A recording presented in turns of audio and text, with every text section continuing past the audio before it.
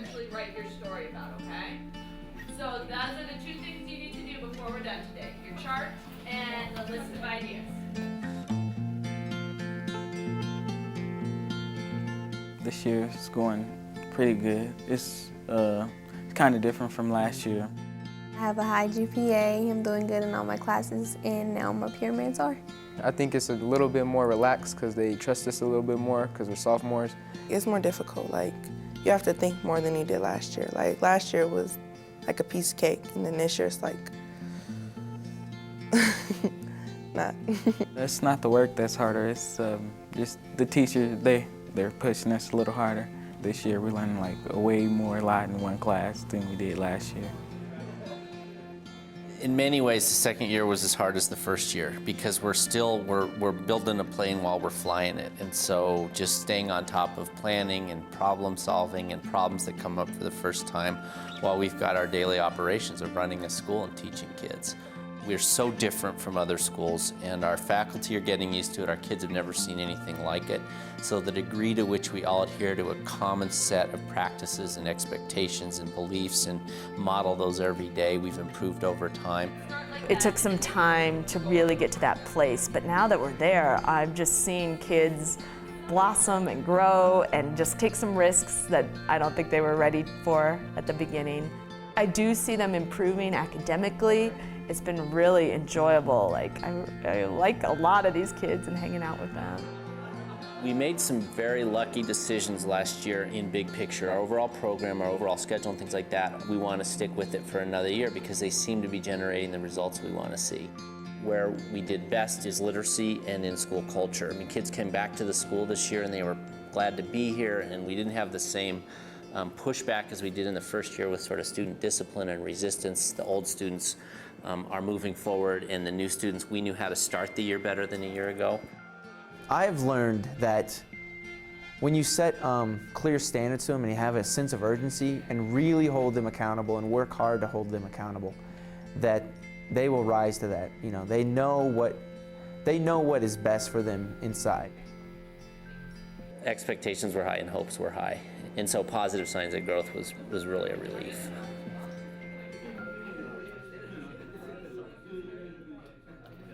I describe the students at Manual High School as typical high school students in as far as, you know, they are adolescent teens, they're rebellious against organized adults that have rules or things that they want them to do. They're ambitious in that they want to get good grades, they want to succeed, they want to make something of their life and get somewhere. How to describe Manual. It prepares you for the future. The teachers want you to do good, so. Everybody still knows each other, even though we have freshmen and sophomores. Everybody still knows each other. It's like a bigger family now, like the family is growing. It's a small but growing school. It's a fun school to go to. It's small classes, but I think you learn more. Yeah, I just feel like you just being here. I'm happy I came here because at other high schools you don't get like an opportunity like we do. And we get a lot of attention because there's not a lot of us in the school, and we have our advisory teachers. I like it because the teachers, they like help me out, and they're fun and they're like loving. They like love us. They want us to succeed, and like I just feel like this is my home.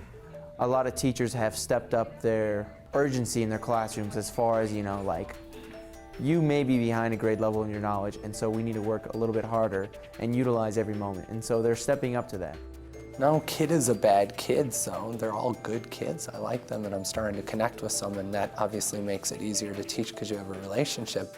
We had a big discussion in my first block class, like, why do you even care if we go to college? That was a good question. I said, well, why do I care? So my hope is that they're contributing culturally, that they will take my job one day. I want some of them to be the teachers here.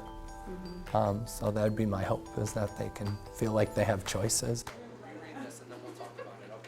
The right idea.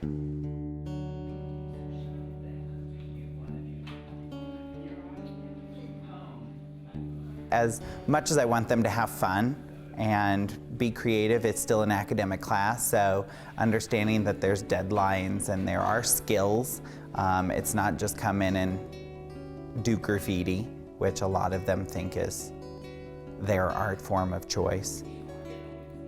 I hope that I instill a kind of a sense of the world's bigger than their community, and that there's a way to express your own inner feelings or to appreciate what's out there beyond their confines of their community. It was a really neat experience to take students to the Arvada Center to see the Crucible. It reminded me that what is a common social experience for many of us going to the theater isn't for them. So to let them experience that, dressing up, acting responsibly, and seeing what is a pretty popular, well-known American drama, it was cool that they've experienced that now. I'll take the thing. Yeah, sure.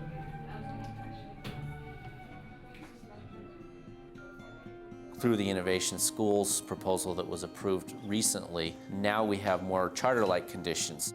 We're now in a position where we don't have to rely on the district. We know we're on our own and we're unfettered. So I actually feel less stress and more optimism just knowing that, you know, we're in charge of our destiny. It's like you get the best of both worlds, a lot of the support and things, but also being able to make the decisions here that are right for this school and right for these kids. And I see it as a teacher, mainly with the curriculum, that we've really created a curriculum that fits these kids. As a principal, Rob is kind of the shepherd. He kind of leads us and we follow. We're kind of in this together and he knows that. We're the ones that are in the trenches teaching. He's very direct and is not always talking to be mindful of what people think or feel. It's, this is the deal, and that works great for me. That's how I communicate. So I came here hoping to learn from him, and I don't know if it was him, but what he represented. I reached a point in my career where I'm hungry to be like the best teacher. And so I kind of looked to the school as a place that would happen for me. We've really chosen to spend money on great teachers and more teachers than the average DPS high school would have. So that makes my class sizes small. We've been very purposeful that students get English and math every single day, so there's more English and math teachers. Of my 6 years teaching, this is the strongest staff I've worked with, both in terms of their teaching ability and know-how, but also just the dedication and the passion. We couldn't be doing what we're doing without all these community partners. We have CFES, VOA, everybody has an initial MOP, the police department, all these additional resources that we have advantage of, Colorado Youth at Risk, amazing programs that are just so supportive of our kids and our teachers. Also a lot of heroic parenting. I mean, it's so challenging to bring up a healthy, optimistic, stable kid in a community that's under so much stress. So it isn't like we're all out here by ourselves and the community isn't doing anything. The community is doing a lot.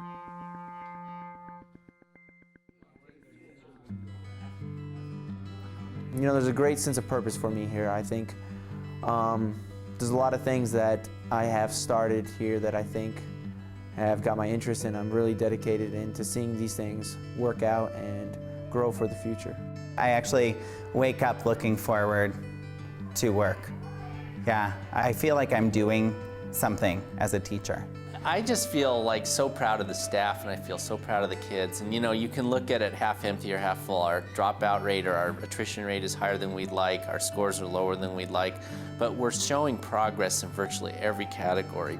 But you know, the human stories are amazing. You know, we've had kids who've struggled a lot and we've rallied around them and put in intensive supports and they started to turn it around. And you know, that just brings you such satisfaction. And you know, granted our victories can be modest, but we just have so many of those modest victories that I think we feel like we're making a difference for a lot of kids. Well, my goals for Manual for now are to finish school, keep up my grades, have a high GPA, and then after Manual I want to be a cosmetologist and I want to open up my own shop. College is a big deal to me. I think everybody should go to college, but I don't know. I'm determined to go to college and be a pediatrician. This year, my goal is to get in at least the top 20 in my class and then start to get like college scholarships and stuff like that. After it's all said and done, I just want to have a good life. And then if I do decide to make a family, be able to provide for them.